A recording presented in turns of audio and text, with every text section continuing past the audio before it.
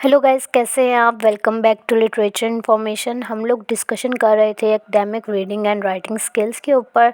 First lecture हम लोग introductory lecture इसका डिस्कस कर चुके हैं। उसके अंदर हम लोगों ने कंटेंट्स पढ़े थे और हम लोगों ने एक तरीका देखा था कि कैसे reading skills, study skills, writing skills और ऐसे राइटिंग होती है और ग्रामर मिस्टेक्स को कैसे हम एक्यूरेट कर सकते हैं। ये चीज़ें हम लोग अपने लास्ट लेक्चर के अंदर देख कर आ रहे हैं। ठीक है, आज के लेक्चर में हम लोग डिस्कशन करेंगे इनको थोड़ा डिटेल में। और फर्स्ट पर आज हम लोग डिस्कस करेंगे रीडिंग स्किल्स को, कि रीडिंग स्किल्स ऐसे कौन से होते हैं जिनको हम लोग फॉलो करके अपनी रीडिंग जो है उसको अच्छा कर सकते हैं।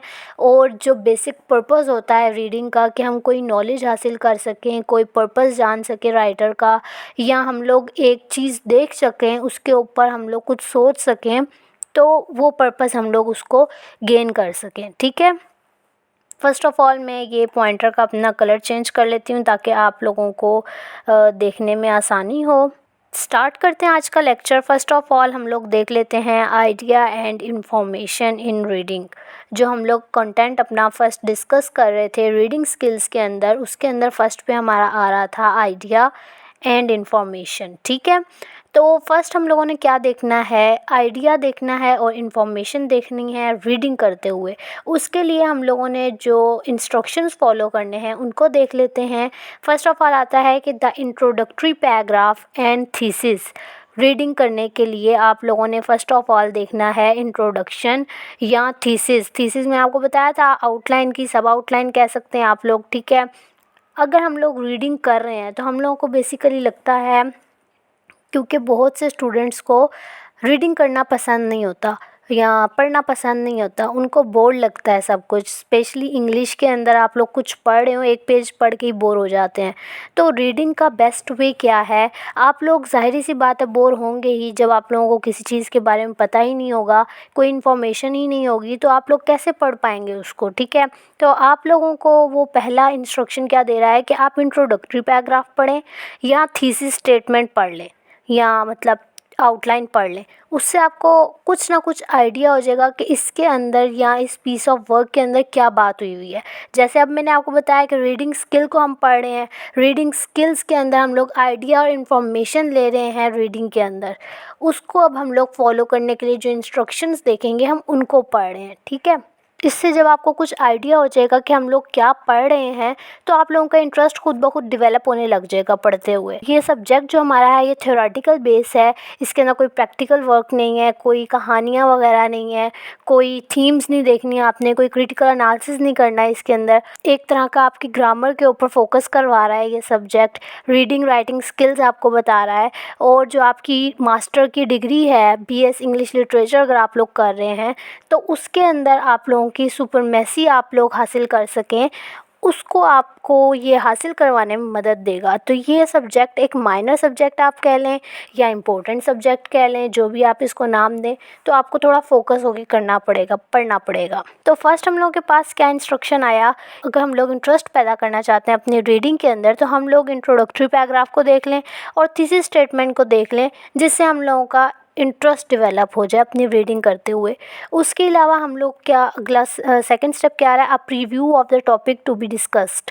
आप लोग रीडिंग करते हुए, जिस तरह कहा जाता है अक्सर टीचर्स क्या कहते हैं कि जो हम लोगों ने कल लेसन पढ़ना है आप लोग उसको रीड करके आइएगा, और उसके अंदर से कोई क्वेश्चंस आप लोगों को मिलते हैं तो उनको आप लोग साइड पर रख कर लेकर आइएगा, जिनको हम लोग टॉपिक्स को डिस्कस कर सकें। तो इस तरह क्या होता है, ऐसे स्टूडेंट्स जो होते हैं वो नेक्स्ट डे जब टॉपिक पढ़ाया जा रहा होता है, क्योंकि उन्होंने एक दिन पहले रीड आउट किया होता है, तो उनके माइंड में खुद बहुत क्वेश्चंस डेवलप होते हैं और इससे क्या होता है, उनकी नॉलेज में इजाफा होता है। ठीक है, तो यहाँ पर भी वही बताया जा रहा है, एक प्रीव्यू ले लें रीडिंग करते हुए उन टॉपिक्स का जिनको आप लोगों ने डिस्कस करना है या जो डिस्कस होंगे क्लास के अंदर। इससे आप लोगों की नॉलेज में इजाफा होगा और आपके अंदर एक इंटरेस्ट डेवलप होगा किस चीज़ के लिए, पढ़ने के लिए, रीडिंग के लिए।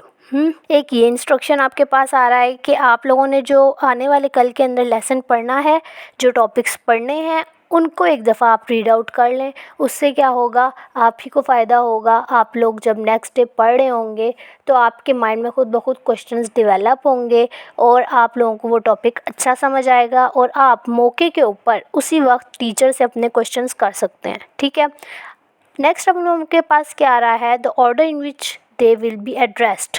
उस ऑर्डर को देखना है, गौर करना है उसके ऊपर कि किस वे के अंदर एड्रेस्ड हो रहा है, मतलब किससे मुखातिब है राइटर किससे बात कर रहा है, ऑडियंस से बात कर रहा है, रीडर से बात कर रहा है, वो कोई पैगाम दे रहा है, आखिर बात क्या चल रही है, उस ऑर्डर को आप लोगों ने देखना है। ठीक है, सीक्वेंस देखना है। यहाँ पर एक एग्जांपल है कि types of prison in the United states include minimum and minimum security, close security, maximum security and supermax। यहाँ पर आपको एग्जांपल ये दी जा रही है कि एक प्रिजन की आप लोगों ने टाइप्स को देखना है यूनाइटेड स्टेट के अंदर। ठीक है, उसके अंदर आप लोगों को कितनी चीज़ें मिल रही हैं, मिनिमम और मीडियम सिक्योरिटी मिल रही है, क्लोज सिक्योरिटी मिल रही है, मैक्सिमम सिक्योरिटी मिल रही है और सुपरमैक्स दिख रहा है। कि सिर्फ टाइप्स ऑफ प्रिजन हम लोगों ने देखनी थी यूनाइटेड स्टेट के अंदर, उसके अंदर अब उन्होंने कितनी चीज़ें हम लोगों को डिटेल में बता दी। मिनिमम सिक्योरिटी है, मीडियम सिक्योरिटी है, क्लोज सिक्योरिटी है, मैक्सिमम सिक्योरिटी है और क्या है, सुपर मैक्स। ये भी एक प्रिजन का नाम है। ठीक है, तो ये इस तरह की एग्जाम्पल है एक जो कुछ स्टूडेंट्स के सर के ऊपर से गुजरी होगी। सिंपली इस एग्जाम्पल के अंदर ये बताया जा रहा है कि एक चीज़ को आप लोगों ने कितने वेज से देखना है। एक इस तरफ जा रही है, ठीक है, एक इस तरफ जा रही है और एक इस तरफ जा रही है और एक इस तरफ जा रही है। तो आप लोगों ने हर तरफ से देखना है एक चीज़ को, उसका हर पहलू आप लोगों ने जानना है। ठीक है, कि एक पीस ऑफ वर्क है वो आप लोगों ने सिर्फ इस तरीके से नहीं समझना कि जो टेक्स्ट के अंदर लिखा हुआ है, आप लोगों ने उसको देखना है कि उसके अंदर से कितनी ज़्यादा थीम्स निकल रही हैं, क्या पर्पस है, क्या मैसेज है और किस तरीके से रीडिंग करने के इंस्ट्रक्शंस जो हैं वो बेसिकली इसके अंदर यही बता रहे हैं। ठीक है, तो अगर आप लोगों को ये अभी एग्जांपल क्लियर नहीं हुई तो मैं आप लोगों को ये आगे चल के क्लियर करवाती हूँ। आगे आप लोग और देखेंगे इंस्ट्रक्शंस तो आप लोगों को ये एग्जांपल क्लियर हो जाएगी। ठीक है, नेक्स्ट अब हम लोग देखते हैं कि idea and information in reading के अंदर और क्या चीज़ हम लोगों को गौर करनी चाहिए और क्या चीज़ देखनी चाहिए। उसके बाद हमारे पास आ रहे हैं ट्रांजिशंस किसको कहते हैं, जो हम लोग वर्ड्स यूज़ करते हैं जैसे however, wherever, but, because, therefore. ठीक है, ये जो वर्ड्स यूज़ हुए हुए होते हैं ये ट्रांजिशंस कहलाते हैं रीडिंग के अंदर। और ये किस लिए यूज़ होते हैं, they help guide readers in following the direction of the writer's thinking from idea to idea. ये राइटर की जो थिंकिंग होती है उसके ऊपर हम लोगों को फोकस करवाते हैं ये ट्रांजिशंस जो राइटर ऐड करता है, कि वो कौन सी टोन में बात कर रहा है, वो कोई मैसेज दे रहा है, वो उसकी टोन हैप्पीनेस वाली है या कि कुछ वो समझा रहा है आप लोगों को। तो ये एक तरह का आइडिया टू आइडिया होता है कि राइटर का आइडिया आपके माइंड के अंदर कौन सा आइडिया डेवलप कर रहा है। ठीक है, तो ये ट्रांजिशंस इसलिए यूज़ होते हैं। First of all however आ रहा है, हाउ एवर किस लिए यूज़ होता है, it indicates an idea that contradicts और limits what has just been said. कि ये आपका एक तरह के एक सेंटेंस के बारे में बता रहा होता है जो अभी बात हुई उसके ऊपर वो उसी को आगे लेकर चल रहा होता है। ठीक है, उस सेंटेंस के ऊपर बात कर रहा होता है, what has just been said.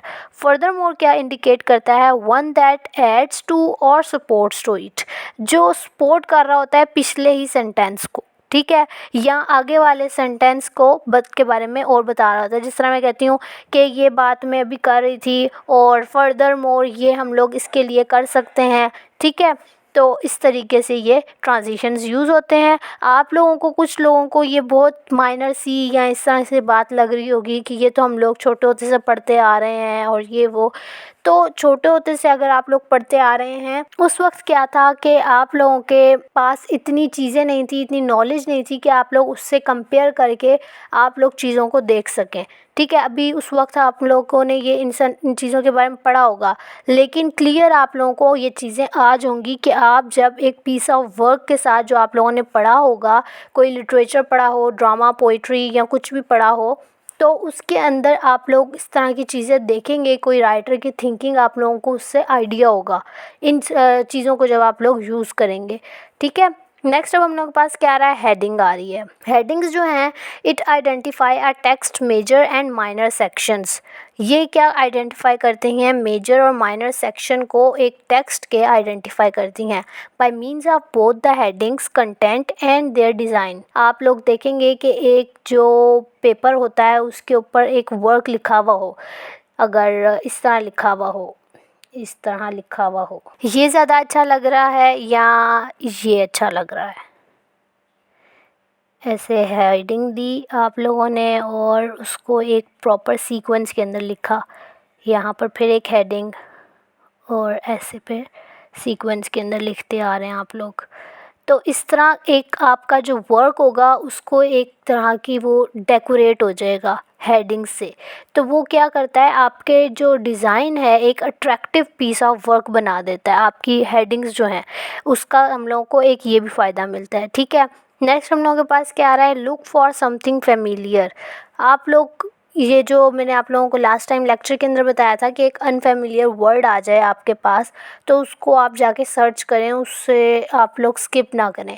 तो उसी से रिलेटेड बात आ रही है कि टेक्स्ट ऑफन सीम डिफ़िकल्ट और boring because we don't know enough about the topic और about the larger conversation surrounding it to read them effectively. ये जो मैंने आप लोगों को शुरू में बात बताई थी कि जो टेक्स्ट होता है वो हम लोगों को हमेशा ऐसा लगता है बहुत मुश्किल है, बोरिंग है, क्योंकि हम लोगों के पास टॉपिक के बारे में इनफ नॉलेज नहीं होती और हम लोगों को नहीं पता होता कि ये इसके अंदर क्या है क्या नहीं है और कोई हम लोगों की आइडिया नहीं होता।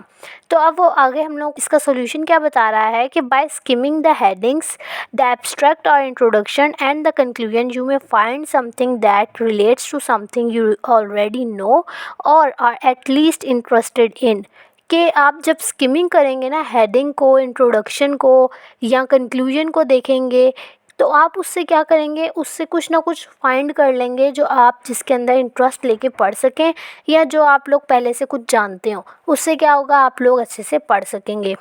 इससे क्या आगे वो क्या बता रहे हैं, इससे क्या होगा, and being aware of that prior knowledge can help you see how this new material relates to it. इस तरह आपके अंदर एक शौक पैदा होगा कि आप उस न्यू मटेरियल को आराम से पढ़ सकें और रिलेट कर सकें जो आप लोगों ने पढ़ा है उसके अंदर उस मटेरियल को उस मटेरियल के साथ, ठीक है।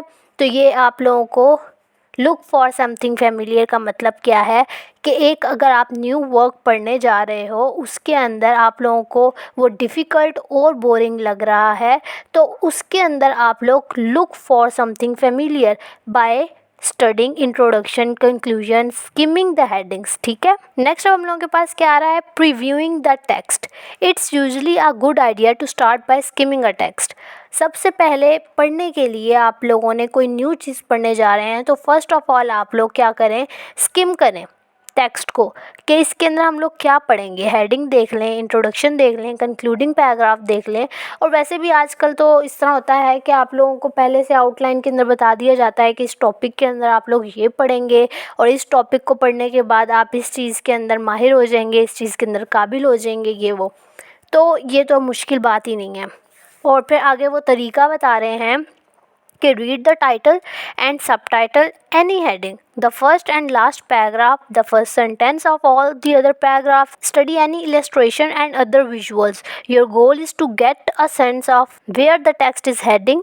At this point, don't stop to look up unfamiliar words, just mark them in some way to look up later. अब इसके अंदर क्या, इस पूरे पैराग्राफ में क्या बताया गया है, प्रीव्यूइंग द टेक्स्ट के जो आपके पास टेक्स्ट है, आपके पास एक न्यू पेज आया है जिसको आपने पढ़ना है और आपको वो बोर लग रहा है, पढ़ने को बिल्कुल दिल नहीं कर रहा, तो आप उसको स्किम करें। स्किम करके देखें उसके अंदर से कोई आप लोगों को रिलेटेड पैराग्राफ मिले, कोई आप लोगों को इस तरह की चीज़ मिले जिसका आप रिलेट करके इंटरेस्ट लेके फिर उस पैराग्राफ को रीड कर सकें। और उसका वो तरीका क्या बता रहे हैं स्किम का, कि टाइटल को रीड कर लें, सब टाइटल को रीड कर लें, हेडिंग को रीड कर लें, कोई भी पैराग्राफ लेके उसकी फ़र्स्ट लाइन और लास्ट लाइन को रीड कर लें या फर्स्ट सेंटेंस को देख लें हर पैराग्राफ के, या फिर आप उसी स्टडी को इलस्ट्रेट करें किस चीज़ से, अदर विजुअल से, और उसके अंदर आपका गोल क्या होगा कि आप उस टेक्स्ट की हेडिंग से कुछ समझ सकें कि आप लोग क्या समझ रहे हैं इसके अंदर से, और क्या आप लोग ऐसी चीज़ ढूंढें कि आप उस पेज को पढ़ सकें इंटरेस्ट के साथ, ठीक है।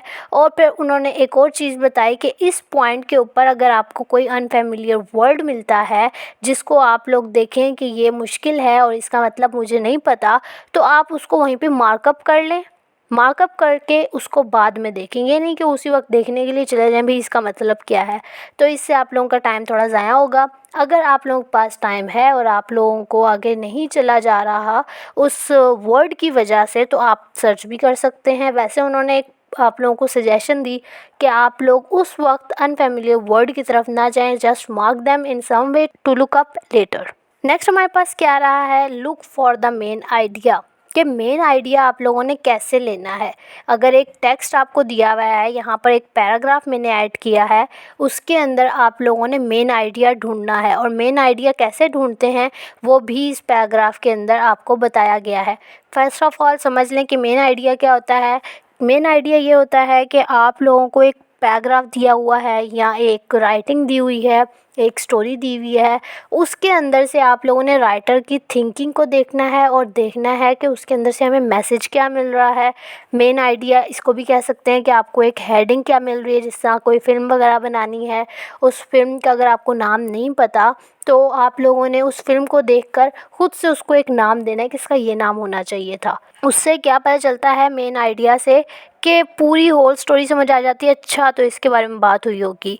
अब इस पैराग्राफ के अंदर क्या बात हुई है, उन some issues questions of virtue and honor are too obvious to deny. ये पैराग्राफ है पूरा, ठीक है। Consider the recent debate over who should qualify for the purple heart, कि कौन क्वालिफाई है पर्पल हार्ट के लिए। पर्पल हार्ट क्या होता है, ये एक मेडल होता है जो सोल्जर्स को दिया जाता है वॉर के अंदर, जो वो लोग पार्टिसिपेट करते हैं, ठीक है। अब इस होल पैराग्राफ के अंदर जो बात हुई, अभी हम लोगों का लेक्चर लंबा हो जाएगा तो मैं भी आप लोगों को इस पूरे पैराग्राफ को पढ़कर नहीं बताऊंगी, लेकिन आप लोग खुद वीडियो को पॉज करके इस पैराग्राफ को पढ़ें और इसके अंदर से मेन आइडिया निकालें और मुझे बताएं कि इस पैराग्राफ का मेन आइडिया क्या होगा। जहाँ तक मुझे लगता है, अगर मैं आप लोगों को क्लू दूँ तो यहाँ पे पर्पल हार्ट के बारे में बात हुई है, ठीक है। पर्पल हार्ट के बारे में बात हुई है, सोल्जर्स के बारे में बात हुई है, उनकी साइकोलॉजिकल इंजरीज़ के बारे में बात हुई है, ठीक है। तो अब आप लोगों के ऊपर डिपेंड करता है कि आप लोग चेक करें कि किस चीज़ के ऊपर बात हो रही है। वर्चू एंड ऑनर के ऊपर भी बात हुई है। हम लोगों को नहीं पता कि हम लोग इसका मेन आइडिया क्या रखें, तो आप लोग बताएं कमेंट्स के अंदर। वीडियो पॉज करें, इस पैराग्राफ को पढ़ें और मुझे बताएं, ठीक है। अगर आप लोगों को ये इसका मतलब समझ नहीं आता तो नेक्स्ट वीडियो के अंदर मैं यहीं से स्टार्ट करूँगी और आप लोगों को इसका मेन आइडिया बताऊँगी, ओके। आज का लेक्चर इतना ही, मिलते हैं नेक्स्ट लेक्चर के अंदर। तब तक अपना ख्याल रखें। वीडियो पसंद आए तो वीडियो को लाइक करें, शेयर करें और चैनल को सब्सक्राइब करना मत भूलिएगा। अल्लाह हाफिज़।